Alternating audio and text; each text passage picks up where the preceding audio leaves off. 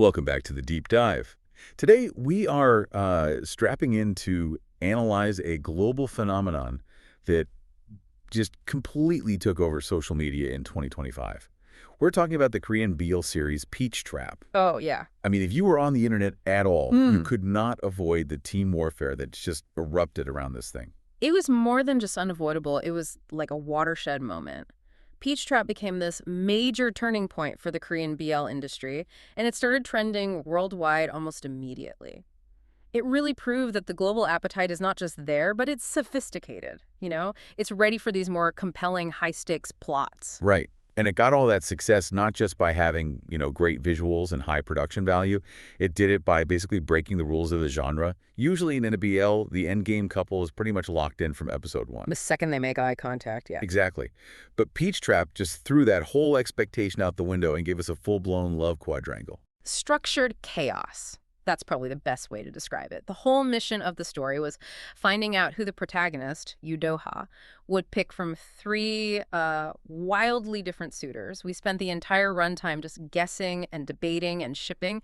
It's genuinely unheard of in this space. So our mission today is to analyze exactly how this multiple-choice test structure affected the story, the characters, and our experience as fans watching it all unfold. We want to know. Yeah. Was the fun of that guessing game worth what it sacrificed in character depth? Okay, let's unpack this. Do-ha's life completely falls apart, and that's the exact moment we meet the three men who try to put him back together. That setup is so key. Do-ha, played by Jung Soo-bin, he starts off as this completely ordinary, stable office worker at JS Content. He's just cruising along and bang. That stability is just shattered. It's the catalyst for the entire plot. I thought his whole corporate job thing was a little too neatly wrapped up, to be honest. But I guess the drama was necessary.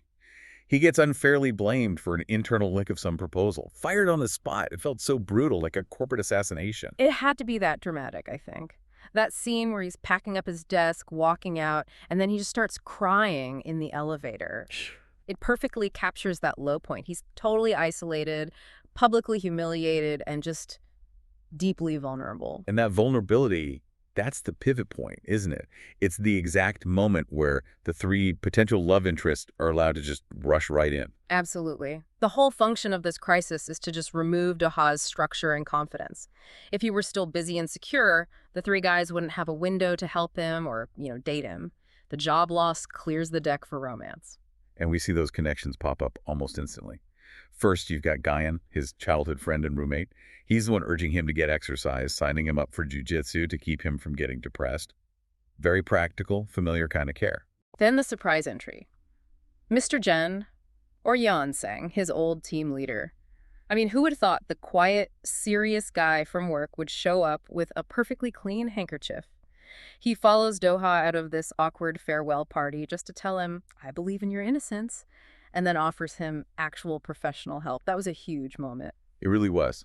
And then, of course, the true wild card shows up. And this is where it gets really interesting. We have these three totally different suitors, each offering a distinct path for Do-ha. It split the fandom into these fierce, warring teams, instantly. Let's start with team best friend. Take Guyan, played by Cha Se-jin. He's the classic, devoted, secret admirer type, former national jiu-jitsu athlete who runs his own dojo. He just embodies strength and stability. And the detail that drove everyone crazy. He secretly had feelings for Do-ha for 10 years. 10 years. That's intense loyalty, but it also raises a question, right? Do you think that history actually hurt him by making him too comfortable just being friends? That's a fascinating layer to it. His approach is definitely protective. Signing Do-ha up for free lessons is his way of saying, you're safe here. But yeah, that 10-year wait felt like complacency to some people. It took two rivals showing up for him to finally make a move.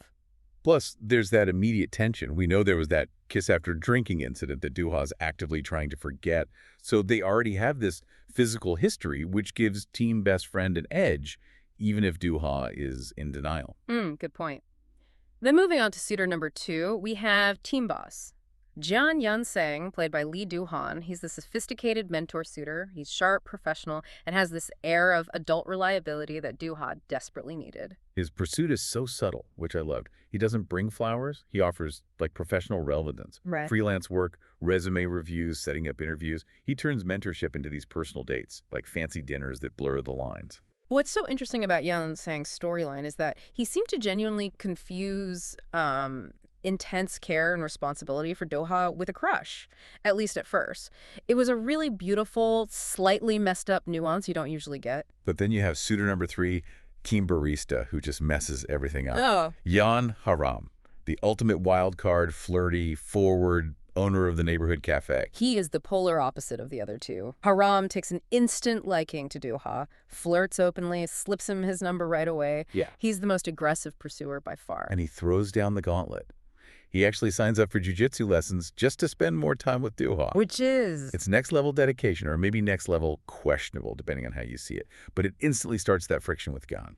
And what's fascinating here is the drama's whole narrative structure. This is what sets Peach Trap apart and why we're doing a deep dive on it. Absolutely. Okay. Because in most BLs, once you know the couple, the tension comes from outside forces, Yeah. family misunderstandings. Right. This show inverted that. The tension was purely internal. Who was he going to choose? It felt like playing a dating sim or a visual novel game. Fans were literally encouraged to pick their route. Team best friend, team barista, or team boss. That mechanic created this massive global fan engagement. You weren't just watching, you were participating. You had to pick your ship and defend it. I have to admit, I started out firmly on Team Boss. I just appreciated the mature, supportive relationship he offered. But then the barista's energy was hard to ignore. It was fun bouncing around. And that fun of guessing is the strength of the series. But we have to talk about the drawback. To make that team warfare work, the series had to split its very limited 4-hour runtime, that's only 8 episodes, across 3 different pairings. That's a huge structural trade-off. It definitely felt like it. If you tried to watch it as a traditional romance, you just walk away frustrated. The individual relationships never get deep enough because they're always sharing the spotlight. Exactly. The main critique is that the characters didn't really expand beyond their basic, charming archetypes. They were just the protective friend, the mentor boss, the flirty wild card. We rarely saw them outside those roles. And that hurts the romance. Yeah. I mean, if you needed that deep emotional development where DoHa was truly in love with someone for most of the series, you were probably disappointed until the very end. The mystery meant the connections had to stay shallow. Look at Team Boss. Yang Sang's arc suffered the most from this. He was necessary to show DoHa recovering professionally, but once the plot needed to shift back to the Gyeon and Haram drama, his route was just abandoned. He became more of a plot device than a real romantic option. That's the cost of the quadrangle format. Yeah, the critical consensus was basically that the series is super fun and unique because of the format, but a lot of people wish it had just dropped one of the suitors to let the main pairing really develop that connection. That guessing game got so intense, especially around episodes 3 to 6, that's when the competition really ramped up. The friction, particularly between Gyeon and Haram, became the main source of drama.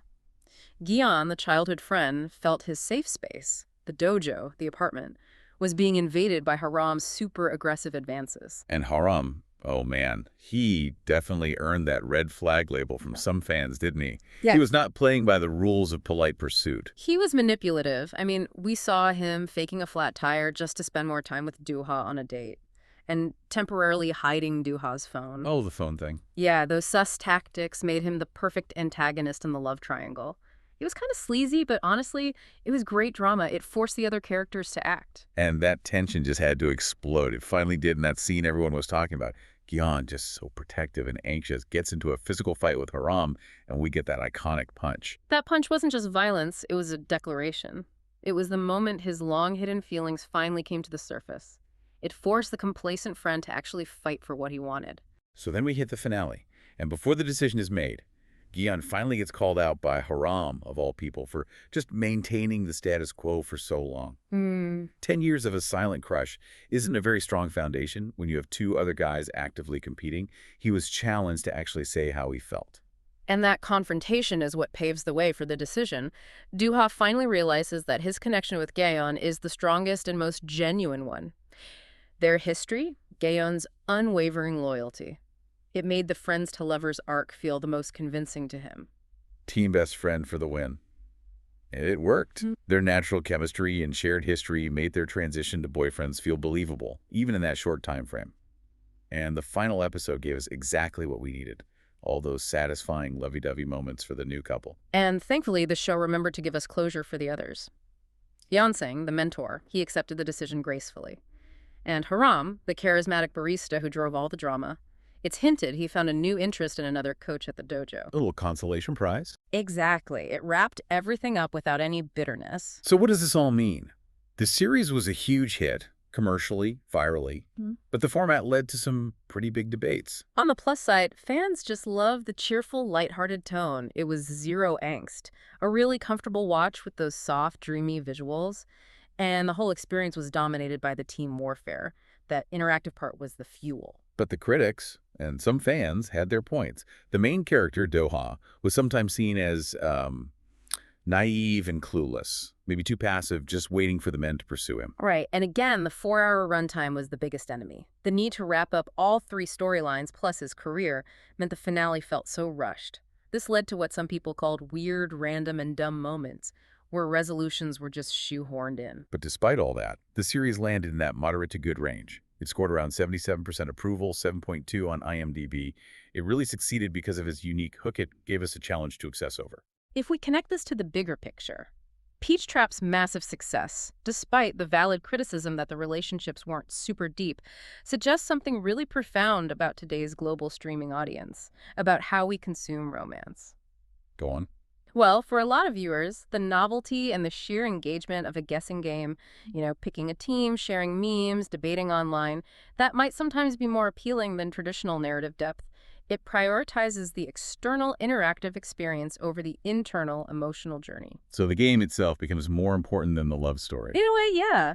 It forces us to ask, does the joy of the game actually outweigh the need for a highly realistic, nuanced relationship in a modern series? It's a challenge to every writer trying to replicate this kind of buzz, and that's something for you to mull over until our next deep dive. Thanks so much for watching. If you enjoyed the video,